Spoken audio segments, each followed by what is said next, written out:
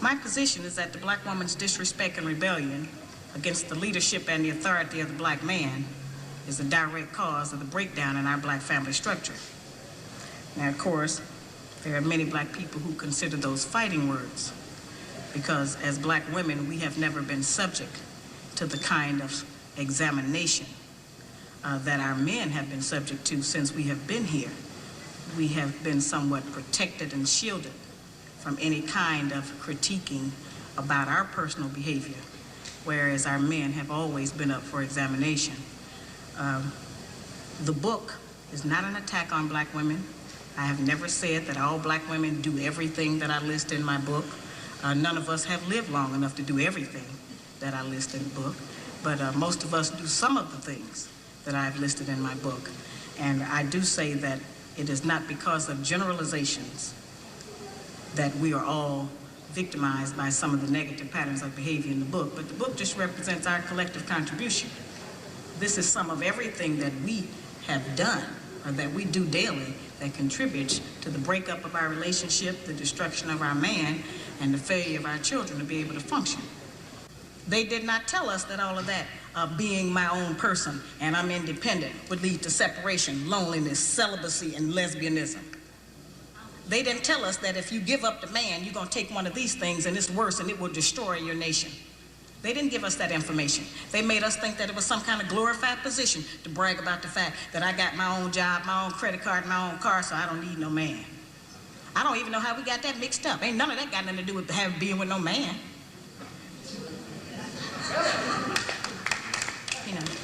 We have some serious relationship problems that nobody has been able to address us on because everybody wants to pretend that this is not going on. Over 60% of our women are single, widowed, separated, or divorced. They don't have a man. I just came out of Florida and they got a housing complex that the Urban League built, which is a black organization that is for women and children only. They say they don't allow any men in there. I didn't have time to deal with it, but I talked about them real bad. That's the silliest program I've ever heard of. You know them women that had men if they got a bunch of children. They need fathers. They need protection. We hear about the drug problem that we have in our projects across the country. It's one of the major places that we have a drug problem. We talk about the great strength that we have as black women. Well, the welfare department don't rent government apartments to single black men. Those apartments belong to black women who are allowing this to go on in their home. We have not looked at what part of the responsibility do we share. Yes, black men sell a lot of drugs, and a lot of us black women get the money from them drugs and buy some of these fancy clothes we wear. Drive around in some of these fancy cars. He is not doing these things alone and without support from us, whether they are good or bad. See, we have a lot of power. We are very strong women. I'm saying that we're using our strength in the wrong direction. We're using it to tear our man down, tear our nation down instead of building it up. Having an education and a job does not necessarily mean you have a successful life. I keep telling black women that to raise a child, they say, well, I provided with food, clothing, and shelter. That's not raising a child, that's maintaining one. To raise a child, you need a parental coalition of a man and a woman. We have sons who, by not having a father in the home, they don't know how to respect women. They take on the black female emotionalism. They're doubtful, they're indecisive, they can't make a decision. They don't know what to do about being a man because we can't teach them that. We don't have that knowledge. We have daughters who grow up in a home where they don't see any affection, where there's no man there. They go out into the world and try to mate. They don't have no idea how to be no woman to no man, how to function in a house with a man, because they haven't seen it. Most of our children, just like us, get all the information we have about how you be with a mate off television. It's the only medium that shows us anybody being together. Those rules have not worked for us. The white woman's liberation movement, we don't have anything to do with that. We have not been under the control of the black man for over 500 years, so what do we have to get liberated from them from? They haven't been our boss. That's the white woman and her man. They're going through that, and that's their business. We don't have any business being in that. They only introduced it to break down the civil rights movement. Civil rights movement started with the black man, the black woman, and the black child standing together, trying to plead for freedom, justice, and equality, and more benefits in the country that they had built. They threw the white woman in there with the women's liberation movement and made it a woman against man thing. That created a big separation between black men and black women, because then everybody started going for self. Then they bring the welfare system in and tell us in order to feed and clothe and house our children, we have to give up our man. You have to put the man out of the house. When the white farm wife goes to the government for subsidy for the farm, they don't tell her to get rid of the farmer. They keep that family together. But in the black community, they make it a requirement, because they want to keep endorsing into the black community that the black man is no good, and that he is not deserving of respect, he is not deserving of us letting him give us any protection or instruction, and that we are better than them. The major responsibility that the black woman has had on the earth for the trillions of years that we have been here has been one of nutrition and birthing children. Those two things have a great deal to do with the survival of any people, the reproduction of the nation, and feeding them the proper food so that they can live. Those are very important jobs. Those are very powerful positions, because it puts us in a position to decide who's going to live or die, and how slow they're going to die by what we feed them. We have a very powerful position. That's not a small role that we play. We have just been taught to misrepresent and misuse that power. The people who we have been counting on to give us the truth about how to get along have failed. The white people don't know how to get along. They don't have that information themselves. They don't get along with nobody on earth. So they didn't have no information to impart to us about how we're supposed to get along. They change their relationship rules at will. We have, tons of black children around this country that I hear from who have grown up traumatized by the fact that they were referred to as the outside child.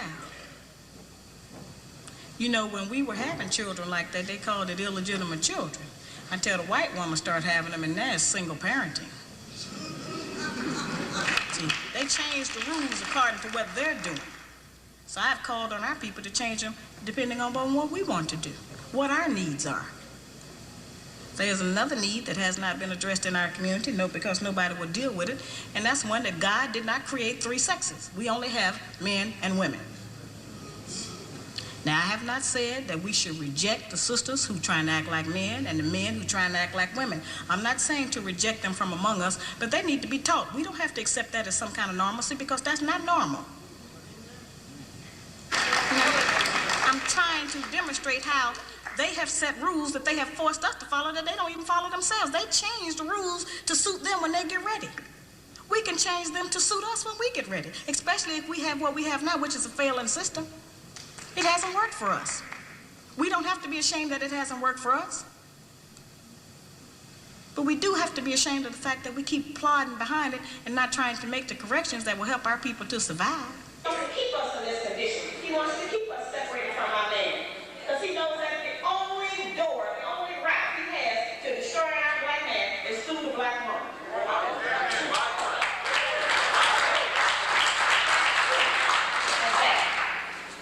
Doesn't matter what the woman's educational background is. In fact, we have proven that the more education we get, the more ignorant we get in front of our man.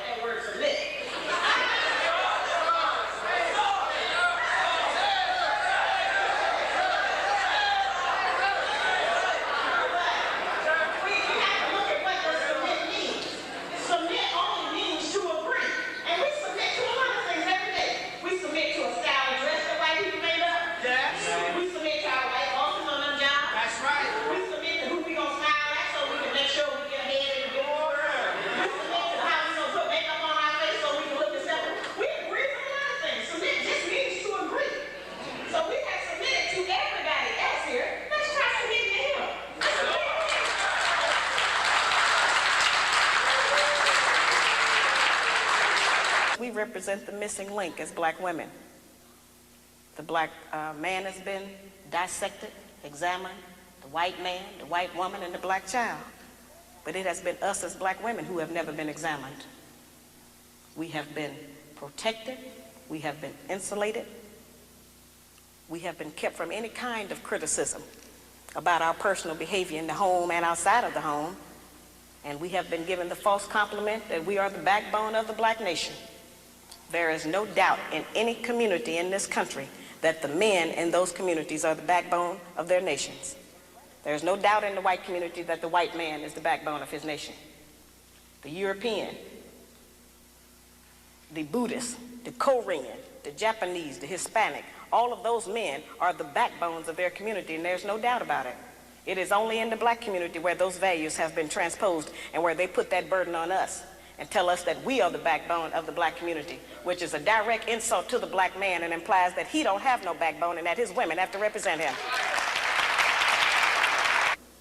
I remind people all the time that God did not make the white man, the white woman, the black woman, and then the black man. He made the black man first, and he created all of the rest of the people after him. In 1985, I was going about the country trying to still work to teach our people something, trying to get them to stop eating pork.